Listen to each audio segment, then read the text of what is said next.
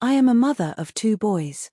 Life has always been about balancing work, family, and everything in between. My husband, though a good man, often worked late hours, and over time the space between us grew, both emotionally and physically. I kept myself busy with my boys, filling my days with activities and their laughter. But as they grew older and more independent, I found myself confronting a loneliness I hadn't felt in years. My oldest son, Lucas, turned 22 last year. He had become a man before my very eyes. Strong, smart, kind, and in many ways my rock. We had always been close, but as he entered adulthood, the nature of our relationship began to shift. He was no longer a child looking up to his mother. We were equals, often talking about life, love, and the struggles that came with growing up. We found solace in each other's company and ways that I didn't with anyone else. Not even my husband. It wasn't that I intended for anything to change. In fact, I never even considered it possible. But sometimes life has a way of surprising you when you least expect it. It all started one summer afternoon. Lucas had come home from college for the break, and we were alone in the house. My husband was out of town for work, as usual, and my younger son had gone on a trip with his friends. I had been in the kitchen trying to keep myself busy, but my mind was elsewhere. I felt an emptiness, a desire for something I couldn't quite explain. As I prepared lunch, Lucas walked in, his presence filling the room. He had grown so much in recent years, both physically and emotionally. There was a calm maturity in him that drew me in, though I would never admit it aloud. We sat down to eat together, laughing and talking about his college life, his friends and his dreams for the future. But as the conversation deepened, I found myself staring at him in a way I never had before. Not as my son, but as a man. It was subtle at first. The lingering looks, the way I felt drawn to his voice, his confidence. I tried to shake it off, telling myself it was just the pride of a mother, seeing her son grow into someone incredible. But there was something else too. Something that made my heart beat a little faster when he smiled, and his hand brushed against mine as he passed me a dish.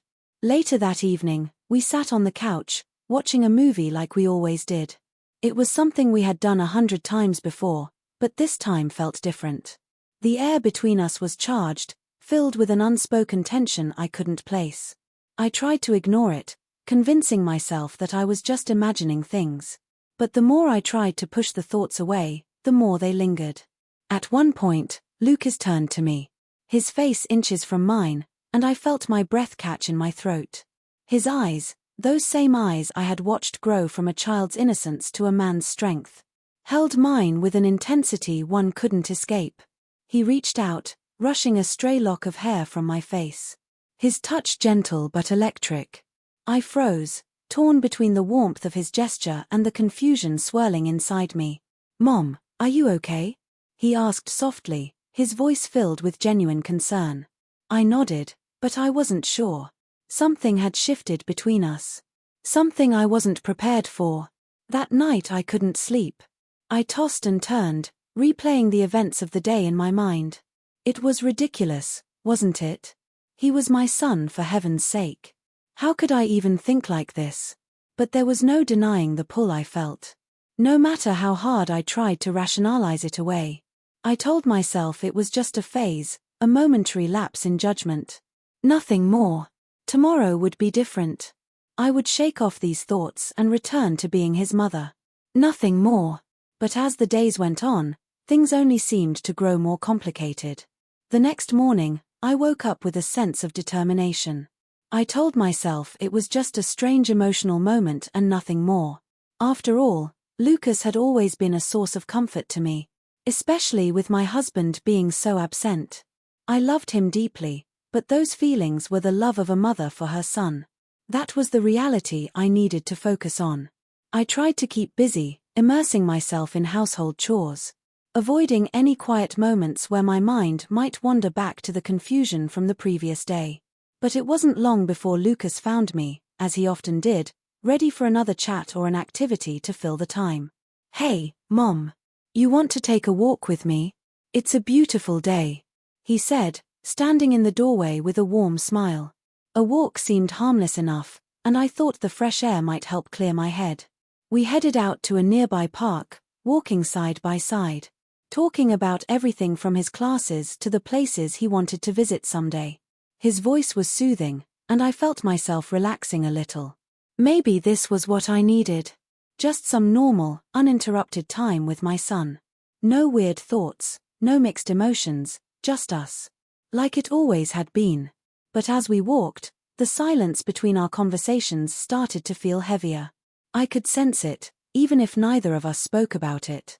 It was that same unspoken tension from the day before, and it followed us now, lingering like a shadow. I didn't know what to do with it, so I tried my best to push it away. Lucas, however, seemed to notice something was off. "You've been kind of quiet lately," he said, glancing at me. "Is something wrong? You can talk to me, you know." His concern only made it harder. How could I tell him that the strange feeling was because of him? That the lines in my head had started to blur? That I was struggling to understand what was happening between us? I smiled, trying to brush it off. "Oh no, I'm fine, sweetheart. Just, your dad's been away a lot lately, and I've had a lot on my mind." That seemed to satisfy him, and we continued walking, though the weight between us didn't lift. As we strolled through the park, we found a bench and sat down for a break. The sun was warm, and the sound of children playing in the distance filled the air. For a brief moment, I let myself relax, thinking maybe everything would go back to normal. But then, Lucas turned to me with that same intense gaze from the night before. And my heart did that strange flutter again. I could feel it. The closeness. The way we seemed to be inching towards something neither of us wanted to admit was happening. He leaned in slightly, his arm brushing against mine, and I felt a jolt run through me. It was innocent enough on the surface, but underneath I knew there was more to it. Before I could pull away, Lucas spoke again. His voice soft, almost hesitant. "I've missed this, being home with you. It's not the same when I'm at school. I don't have anyone there who gets me like you do." His words hit me harder than I expected. I had missed him too. More than I had realized. Being alone in the house while my husband was away had only made that loneliness sharper. And now, sitting here with Lucas, that void seemed smaller, filled by the connection we shared. But it wasn't right. I knew it wasn't right. "I've missed you too," I said quietly, my voice catching a little. I could feel his eyes on me searching for something more in my response. My hands trembled slightly as I tried to control the storm of emotions inside me. I had to end this. Whatever this was. Before it spiraled any further. As if sensing my inner turmoil, Lucas reached over and placed his hand on mine. It was such a simple gesture. When he had done many times before, but now it felt different. More intimate. More dangerous. I should have pulled away, but I didn't. Instead, I let my hand rest in his, and for a moment, I let myself feel that connection. That closeness we shared. But then, just as quickly, I snapped back to reality. I stood up abruptly, pulling my hand away, my heart racing. "I think we should head back," I said, my voice firmer than I expected. Lucas looked surprised by my sudden movement, but nodded, standing up to join me. We walked back in silence. The tension between us now almost unbearable. I could feel the weight of everything unsaid pressing down on me, and I knew something had to give. But what? What could I say? What could I do? When we got back home, I retreated to my room, closing the door behind me, and sinking onto the bed. My mind was a whirlwind of confusion, guilt, and something else. Something I didn't want to name. I loved my son, but not like this. This wasn't normal. This wasn't right. And yet, I couldn't deny that something was happening between us. Something that was beyond my control. For the next few days, I kept my distance from Lucas as much as possible, throwing myself into work and finding excuses to be out of the house. But every time I saw him, every time he looked at me with those eyes that seemed to see right through me, I felt myself being pulled back into that same dangerous territory. I knew I couldn't avoid it forever. The following days were a blur of trying to avoid Lucas while keeping up the facade of normalcy. I hoped that if I ignored the strange tension between us, it would eventually fade. But every time we were in the same room, I could feel it, growing stronger. One evening, while I was preparing dinner, Lucas entered the kitchen. His presence was heavy, though I kept my back to him, pretending to focus on the meal. "You've been avoiding me," he said, his voice soft yet insistent. Did I do something wrong? I turned to face him, guilt gnawing at me. It wasn't his fault, but how could I explain the storm of emotions inside me? "No, you didn't. It's just, things have been complicated." He stepped closer, his expression full of concern. "I'm here for you. You don't have to go through this alone." His words were kind, genuine, and for a moment I felt a wave of gratitude. Then, without thinking, he reached out and took my hand. His touch sent a jolt through me, just like before. I knew I should pull away, but I didn't. I let myself feel that fleeting sense of connection. Something I had been starved of for so long. But reality hit hard, and I quickly withdrew my hand. "Lucas, we can't. This isn't right. You're my son." His face softened. A mixture of confusion and unspoken feelings lingering in his eyes. "I don't want you to feel alone, Mom. I just care about you." "I know," I whispered, stepping back, my voice trembling. "But we need to stop before this goes too far." Lucas didn't argue, but the tension between us hung heavy. I knew then that we were standing on the edge of something dangerous. And it terrified me. That night I barely slept, consumed with guilt and confusion. I couldn't ignore this any longer. I had to confront it before it tore everything apart. The next morning, I knew I couldn't avoid it any longer. I had to talk to Lucas, set clear boundaries before the tension between us escalated into something irreversible. I found him in the living room sitting on the couch, his expression distant. My heart pounded in my chest, but I pushed forward.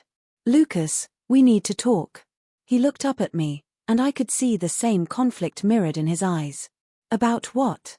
I sat down across from him, taking a deep breath. "I've been feeling confused. Whatever this is between us, it can't continue.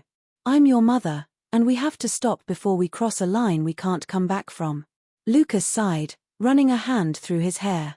"I know, Mom, I don't want to make things harder for you, but it's not easy for me either." His words hit me hard. I had been so focused on my own feelings that I hadn't considered how this was affecting him. "We both need space," I said softly. "This tension between us. It's not healthy." He nodded, though there was a sadness in his eyes. "I'll give you space, but I just don't want to lose what we have." "You won't," I assured him. "But we need to find a way to get back to where we were before this confusion started." We sat in silence for a moment. The weight of the conversation settling between us. It wasn't an easy fix, but at least we had acknowledged the problem. It was the first step in trying to move forward, even if the path ahead felt uncertain.